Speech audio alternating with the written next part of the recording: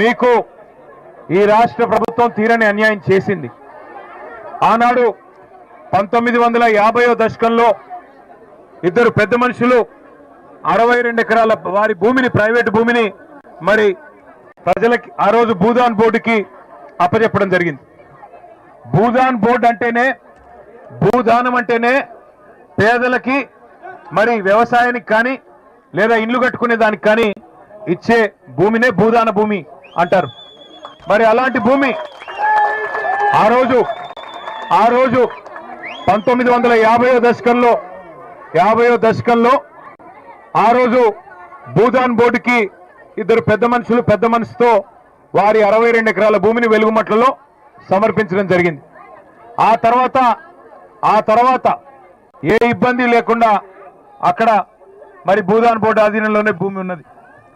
2014వ సంవత్సరంలో ఆ రోజు భూదాన్ బోర్డు నుంచి మీకు 1895 మందికి మీకు అక్కడ 100 గజాల చొప్పున పట్టాలు భూదాన్ బోర్డు ఆంధ్రప్రదేశ్ ప్రభుత్వంలో ఆనాడు మీకు ఇవ్వడం జరిగింది.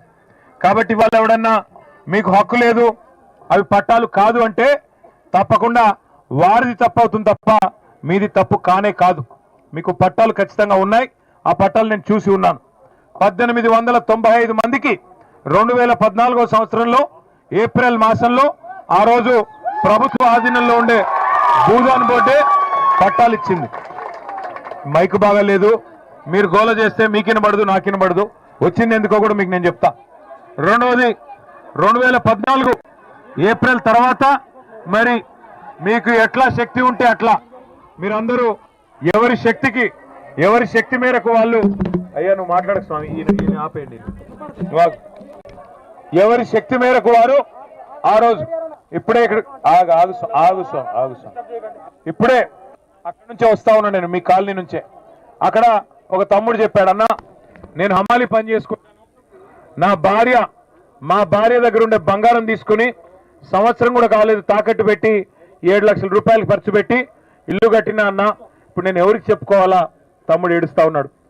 జాలిమి అని చెప్పి ఇంకో సోదరుడు, అన్న నేను 12 ఏళ్ళ నుంచి ఇక్కడే ఉన్నా, మరి దాదాపు 12 లక్షల రూపాయలు ఖర్చు పెట్టి కట్టినా, నా పిల్లలు, నా భార్య, నా కుటుంబం మొత్తం రోడ్డున పడింది ఈ దుర్మార్గమైన ప్రభుత్వం చేయబట్టి అని ఆయన ఏడుస్తా ఉన్నాడు. ఎర్రయ్య గారని పెద్ద మనిషి, ఆయన్ని కలిసిన ఆయన చెప్తున్నాడు, ఇందులో ఏ రకమైన ఇబ్బందులు లేని భూమిది, మాకు కోర్టు ఆర్డర్లు ఉన్నాయి, భూదాన్ పట్టా ఉంది, మేము ఇక్కడ మేము ఎలక్ట్రిసిటీ కోసం, కరెంటు కోసం దరఖాస్తులు పెట్టుకున్నాము, మేము ఇంటి పన్ను కూడా కొంతమందిని కడుతున్నాము, ఇంటి నెంబర్లు కూడా చివరి దాకా వచ్చి ఆగింది. గతంలో మీ ప్రభుత్వం ఉన్నప్పుడు మమ్మల్ని ఇక్కడ ఎవరు డిస్టర్బ్ చేయలేదు, ఎవరు పక్కన కలెక్టరేట్ కట్టినా కేసీఆర్ గారు స్వయంగా వచ్చి అక్కడ మీటింగ్ పెట్టినా మమ్మల్ని ఎన్నడూ చీమకు చేసిన హాని కూడా చేయలేదు, మమ్మల్ని కాపాడుకున్నాడు తప్ప అన్యాయం చేయలేదు. కానీ ఇవాళ ఆ పక్కనే ఉండే విలాసవంతమైన విల్లాల కోసం, కాంగ్రెస్ నాయకుల విలాసాల కోసం, ఈ జిల్లాలో ఉన్న 3 మంత్రులు వారి అక్రమ సంపాదన కోసం వారి కన్ను మీ భూమి మీద పడ్డది. మీ 60 ఎకరాల మీద కన్నుబడి ఇవాళ 3 మంత్రులు కూడబలుక్కొని అందరూ కలిసికట్టుగా ఇవాళ పేదలను మెడలు బట్టి గెంటేసి ఒక శత్రు దేశం మీద దండయాత్రకు పోతే ఎట్లయితే పోతారో 1000 మంది పోలీసు వాళ్ళని తీసుకొని అర్ధరాత్రి వచ్చి నోటీస్ ఇవ్వకుండా అన్యాయంగా ఇవాళ మిమ్మల్ని అక్కడి నుంచి తరిమేసి ఇక్కడ బజార్న పడేసింది ఇందిరమ్మ ప్రభుత్వం. పేరుకి ఇందిరమ్మ ప్రభుత్వం. ఇందిరమ్మ ప్రభుత్వం అంటే ఏంటి? ఇల్లు కూలగొట్టడమా? కట్టుకున్న ఇల్లు కూలగొట్టి పేదవాళ్ళను మెడలు బట్టి రోడ్డు మీదకి తోయడమా ఇందిరమ్మ ప్రభుత్వం అంటే? ఇందిరమ్మ ప్రభుత్వం అంటే ఇంటర్మీడియట్ చదువుతున్న పిల్లలు, ఇవాళ ఎంతో మంది పిల్లలు అక్కడ ఉన్నారు, చదువుకోవాల్సిన పిల్లలు, వాళ్ళని రోడ్డు మీద వేసి చదువు లేకుండా చేసి వాళ్ళ నోట్లో మట్టి కొట్టి ఇవాళ మీ అందరినీ బజార్లోకి తోసింది ఈ ప్రభుత్వం. వాళ్ళు అంటున్నారంట మంత్రులు, ఇవి అక్రమమైన పట్టాలు, ఇవి సక్రమమైనవి కావు అంటున్నారంట. అక్రమమైనవి మీ పట్టాలు కాదు, సక్రమమైనవి మీ పట్టాలు. కానీ అక్రమమైన బుద్ధి, చండాలపు బుద్ధి, పేదల నోటికాడి బుక్కలాక్కునే బుద్ధి ఈ దుర్మార్గమైన మీ 3 మంత్రులు తప్ప మీది కానే కాదు. మీరు భయపడబాకండి, మీరెవరు భయపడవద్దు. ఒక్క మాట కేసీఆర్ గారు చెప్పమన్నారు మీకు, అది చెప్పడానికి నేను, అజయ్ అన్న, రవణ, మదన్న అందరం కూడా వచ్చాం, ప్రవీణ్ అన్న అందరం కూడా వచ్చాం. కేసీఆర్ సార్ చెప్పమన్నాడు మీకు, ఇంకొక 2 ఏళ్లలో మళ్ళీ 2 ఏళ్లలో మీ దయతో మీ దీవెనతో మళ్ళీ సార్ ముఖ్యమంత్రి అవుతాడు, పేదవాళ్ళ ఆశీర్వాదంతో అవుతాడు. కానీ కానీ మీరు అప్పటిదాకా ఎదురు చూసే పని కూడా లేదు. మీరు అప్పటిదాకా ఎదురు చూడండి కూడా నేను చెప్పట్లేదు. మేము మీ తరఫున మిమ్మల్ని ఎక్కడి నుంచి అయితే గెంటేశారో మీకు అక్కడే ఇల్లు కట్టించాలని, మీకు అక్కడే క్రమబద్ధం చేయాలని మీకోసం శాసనసభలో శాసన మండలిలో మేము కొట్లాడతాం. కానీ మీ మంత్రులు మాయగాళ్ళు, ముగ్గురు మంత్రులు కూడా మాయ చేస్తారు. లేదు మీ జిల్లా మంత్రులు, మీ మంత్రులు కాదులే కానీ మాయగాళ్ళు ముగ్గురు మీ జిల్లా వాళ్ళు. మళ్ళీ రేపు మళ్ళీ మీ మధ్యనే చిచ్చు పెడతారు. మీలో కొంతమందిని తీసుకొని పోయి 50 మందిని తీసుకొని పోయి ఎల్లిముద్రలు వేయించుకుంటారు. కొంతమందితో సంతకాలు పెట్టించుకుంటారు అధికారులు వచ్చి చీకట్లో. దయచేసి ఐకమత్యంగా ఉండండి. ఐకమత్యాన్ని చెదిరిపోనివ్వకండి. మీకు అక్కడనే ఇల్లు కావాలనుకుంటే దయచేసి ఎక్కడా సంతకాలు పెట్టకండి. మీకు అక్కడే ఇల్లు కావాలి, అక్కడే ఉండాలి మీ కుటుంబాలతో సహా అనుకుంటే మీరు పొరపాటును కూడా మీ ఐకమత్యాన్ని చెదిరిపోనీకండి. మిమ్మల్ని తీసుకెళ్తారు పక్క కొంతమందిని, అమ్మా నీకు ఇందిరమ్మ ఇల్లు ఇస్తాం నువ్వు రా అంటారు. ఇదిగో ఇదే ఇల్లు అని చూపెడతారు. ఎట్లా అయితే 6 గ్యారెంటీల పేరుతో చేతుల్లో గ్యారెంటీ చూపెట్టారో మళ్ళీ అట్లే అరచేతిలో వైకుంఠం చూపెడతారు, మళ్ళీ గుండు కొడతారు. అందుకే దయచేసి జాగ్రత్తగా వినండి. మీరు గెలవాలి అంటే ఐకమత్యం ముఖ్యం. మీకు అక్కడే ఇల్లు కావాలి అంటే తప్పకుండా న్యాయ పోరాటం చేద్దాం.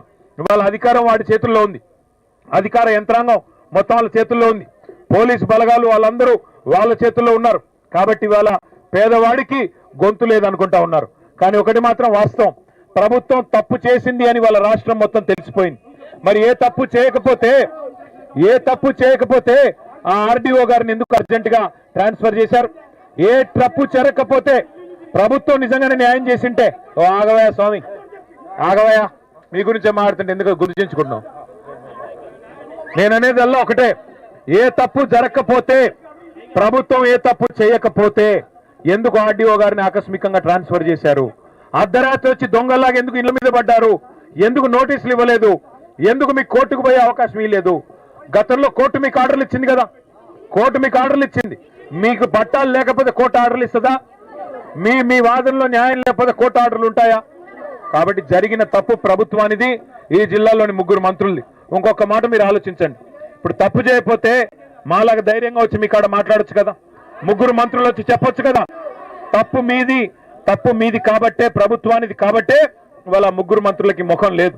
అందుకే నేను మీకు చేసే విజ్ఞప్తి, అసలు భూదాన్ అంటేనే, మళ్ళీ గుర్తుపెట్టుకోండి, భూదాన్ అంటేనే పేదల ఆస్తి. భూదాన్ అంటేనే పేదల ఆస్తి, పేదవాళ్ళ కోసం ఇల్లు కానీ వ్యవసాయానికి కానీ ఇచ్చే ఆస్తి భూదాన్. కాబట్టి అప్పుడెప్పుడో గాంధీ గారి స్ఫూర్తితో వినోబా భావే గారు అనే పెద్ద మనిషి స్టార్ట్ చేశారు భూదానం. ఆయన పేరు మీద మీరు కాలనీ పెట్టుకున్నారు, వినోబా భావే కాలనీ అని. కానీ ఆ రోజు ఒరిజినల్ గాంధీ గారు ఉన్నారు, ఈ రోజు డూప్లికేట్ గాంధీలు వచ్చి వాళ్ళ ఆధ్వర్యంలో పనిచేసే భూ దొంగలు వీళ్ళు, భూమిని కొల్లగొట్టే దొంగలు. కాబట్టే రియల్ ఎస్టేట్ మాఫియా కాబట్టే ఇలా మీ భూమిని లాక్కునే ప్రయత్నం చేస్తున్నారు. మీరు ధైర్యంగా ఉండండి. మీకు ధైర్యం చెప్పడానికి కేసీఆర్ సార్ పంపించారు. మీకోసం ఏర్పాట్లు కూడా మేము చేస్తాం, పార్టీ పరంగా ఏర్పాట్లు చేస్తాం. మీకు భోజన వసతి కానీ, ఉండేదానికి వసతి కానీ ఎట్లాగో అధికారులు పట్టించుకోరు, వాళ్ళు ఎలాగో చెయ్యరు. మీకు మేము ఏర్పాటు చేస్తాం. దాంతోపాటు మీకు న్యాయపరంగా పోరాటం చేయడానికి కూడా మీరు రూపాయి కూడా ఎవరి దగ్గర తీసుకోవద్దు, ఎవరు ఖర్చు పెట్టొద్దు, మేము పెడతాం. పార్టీ పరంగానే న్యాయ పోరాటం మీ తరఫున మేం చేస్తాం. తప్పకుండా మీకు న్యాయం లభించేదాకా మీతో ఉంటాము, కలిసి కొట్లాడతాం. కానీ మీరు ఐకమత్యంగా ఉండాలి. మీరు మళ్ళీ మీరు కొంతమంది చెదిరిపోయి సంతకాలు పెట్టి వేలుముద్రలేసి ఆయన ఏదో ఇత్తనన్నాడు, ఈయనేదో ఇత్తనన్నాడు అంటే మళ్ళీ షటకోపం పెడతారు, మళ్ళీ మోసం చేస్తారు. మళ్ళీ ఒకసారి 2.5 ఏళ్ల కింద ఎట్లా గారెడి చేశారు, అరిచేతిలో వైకుంఠం చూపెట్టి నెలకు 2.5 వేలు ఇస్తామన్నారు. మహిళలకు ఇచ్చారా? తులం బంగారం ఇచ్చినారా? ముసలోళ్ళకి 4,000 అన్నారు, ఇచ్చారా? ఏదన్నా ఒక్కటి చేశారా? పోనీ ఇందిరమ్మ ఇండ్లు అన్నారు, ఉన్న ఇండ్లు కూలగొడుతున్నాడు కదా. హైదరాబాద్ లో కూల్చివేతలే, హైడ్రా పేరు మీద రాష్ట్రం అంతటా కూల్చివేతలే, ఖమ్మంలో ఎలుగుమట్లలో కూల్చివేతలే. మొత్తం రాష్ట్రంలో మీ ఆస్తులు లాక్కోవడం తప్ప, మీ శక్తిని లాక్కోవడం తప్ప ఏం చేసింది 2.5 ఏళ్లలో ఈ ప్రభుత్వం? ఆలోచించండి. అందుకే దండం పెట్టి చెప్తున్నా, మీరు ఐకమత్యంగా ఉంటే మేము మీకు సాయం చేయగలుగుతాం. మీరు ఐకమత్యంగా ఉంటే మేము మీకు సాయం చేయగలుగుతాం. మీకు ఇక్కడ ఇవాళ ఉదయం కూడా కొన్ని పార్టీల వాళ్ళు వచ్చారు. తప్పకుండా ఇక్కడ అందరం కలిసి కొట్లాడదాం, మాకేం ఇబ్బంది లేదు. ఇందులో ఏం రాజకీయం లేదు, ఇప్పుడేం ఓట్లు లేవు, మాకేమి అర్జెంటుగా ఏం ఓట్ల కోసం తాపత్రయపడాల్సిన అవసరం లేదు. కేవలం మీకు న్యాయం చేసేదానికి ఎవరు వచ్చినా అందరం కలిసి కొట్లాడదాం. ఇక్కడ ఈ తమ్ముళ్ళు కొంతమంది ఉన్నారు, అక్కడ ఇంతకుముందు ఎర్రన్నలు కొంతమంది కలిశారు. అందరం కలిసి కొట్లాడదాం, మీకు న్యాయం జరిగేదాకా. ఈ దుర్మార్గమైన ప్రభుత్వం, ఈ ముగ్గురు మోసగాళ్ళు, వారికి బుద్ధి చెప్పేదాకా మీరు ఐక్యంగా ఉండండి. మీ తరపున మొత్తం ఖమ్మం ప్రజానికం ఉన్నారు, రాష్ట్ర ప్రజానికం ఉన్నారు. న్యాయం కోరే ఎవరైనా, పేదవాడి సంక్షేమం కోరే ఎవరైనా మీ తరపునే ఉన్నారు, మర్చిపోబాకండి. అజయన్న కూడా ఇక్కడే ఉన్నాడు, రవణ్ ఉన్నాడు, మదన్ ఉన్నాడు. అందరం మీకుతో ఉంటాం. మీకు అన్ని ఏర్పాట్లు భోజనం కానీ ఇంకోటి కానీ ఉండేదానికి కానీ మేము అవసరమైతే మొత్తం పార్టీ పరంగా మేమే చేసిపోతాం. మీరు ఎవరు భయపడవద్దని చెప్పి కోరుతూ, మీ కాగితాలు నా దగ్గర ఉన్నాయి, మీ పట్టాలు నా దగ్గర ఉన్నాయి. మీరు ఏది కూడా మీరు దేనికి భయపడొద్దు. కొత్తగా మీరు చెప్పేదేం లేదు. ఇప్పుడు అక్కడికి పోయి వచ్చిన, అక్కడ అందరినీ కలిసిన, దాదాపు 100 కుటుంబాలను కలిసిన, అందరూ మీరు చెప్పిందే చెప్పారు. మాకు అన్యాయం జరిగింది, మాకు పట్టాలు ఉన్నాయి, అన్నీ ఉన్నాయి, సక్రమంగా ఉన్నాయి. కేవలం ప్రభుత్వం, ఇక మా లోకల్ లీగల్ సెల్ కూడా ఇక్కడే ఉంది. ఏం పేరు? సుగుణారావు గారు, లాయర్ గారు. ఆయన గతంలో ఉద్యమకారుడు. ఆయనే ఇచ్చాడు నాకు ఇన్ఫర్మేషన్ మొత్తం. కోర్టులో కూడా మీరు రూపాయి ఖర్చు పెట్టే అవసరం లేదు, మొత్తం ఖర్చు పెట్టి మేమే కొట్లాడతాం. మిమ్మల్ని మళ్ళీ కంటికి రెప్పలా కాపాడుకుని మీ ఇల్లు మళ్ళీ మీకు వచ్చేలాగా చేయడం